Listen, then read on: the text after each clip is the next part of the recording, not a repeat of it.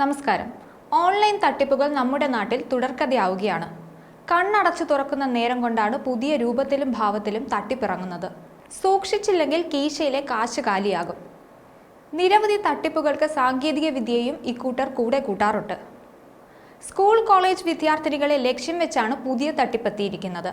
അതായത്, മയക്കുമരുന്ന് കേസിൽ നിങ്ങളുടെ കുട്ടിയെ അറസ്റ്റ് ചെയ്തെന്നും ചോദ്യം ചെയ്യലിനായി ഡൽഹിക്ക് കൊണ്ടുപോവുകയാണെന്നും പറഞ്ഞ് മാതാപിതാക്കളുടെ നമ്പറിലേക്ക് വാട്സപ്പ് കോൾ വരും. പോലീസ് എന്ന് പരിചയപ്പെടുത്തിയാണ് തട്ടിപ്പുകാർ ഇത്തരത്തിൽ രക്ഷിതാക്കളെ വിളിക്കുന്നത്. ഇത്രയും കേൾക്കുമ്പോൾ ഏതൊരു രക്ഷിതാവും സ്വാഭാവികമായും പേടിക്കും. തങ്ങളിനി എന്താണ് ചെയ്യേണ്ടതെന്ന് രക്ഷിതാവ് തിരിച്ചു ചോദിക്കും.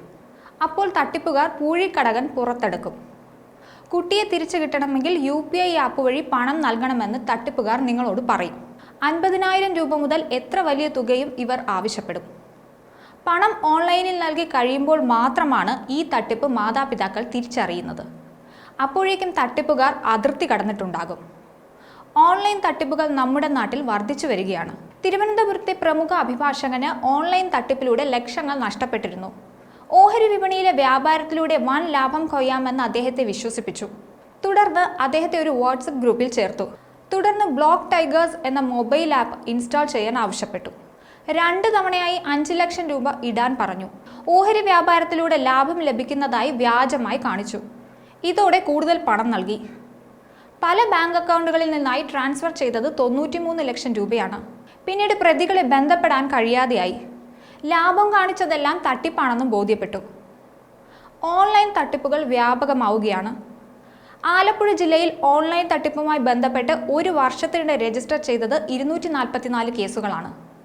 ഇതിൽ 35,000 കോടി 12,72,986 രൂപ ആളുകൾക്ക് നഷ്ടമായി. കണ്ണൂരിൽ കഴിഞ്ഞ 6 മാസത്തിനിടെ 70 കേസുകളാണ് രജിസ്റ്റർ ചെയ്തത്. 10 കോടിയോളം രൂപയാണ് കണ്ണൂർ സിറ്റി പോലീസ് പരിധിയിൽ നിന്ന് മാത്രം തട്ടിപ്പ് സംഘം കൊണ്ടുപോയത്. കേരളത്തിൽ സൈബർ തട്ടിപ്പുകൾ വർദ്ധിക്കുന്നതായാണ് പുറത്തുവരുന്ന റിപ്പോർട്ടുകൾ സൂചിപ്പിക്കുന്നത്.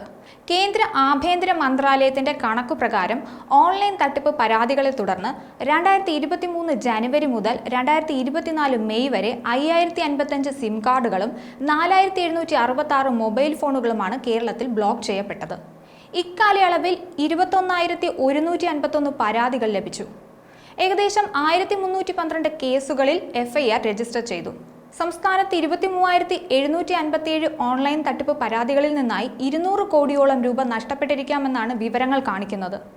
എന്തായാലും ഓൺലൈൻ തട്ടിപ്പ് വ്യാപകമാണ്. ജാഗ്രതയോടെ ഇരിക്കുക, അല്ലെങ്കിൽ കയ്യിലെ പണം നഷ്ടമാകും. ന്യൂസ് ഡെസ്ക്, ഈനാട് മലയാളം.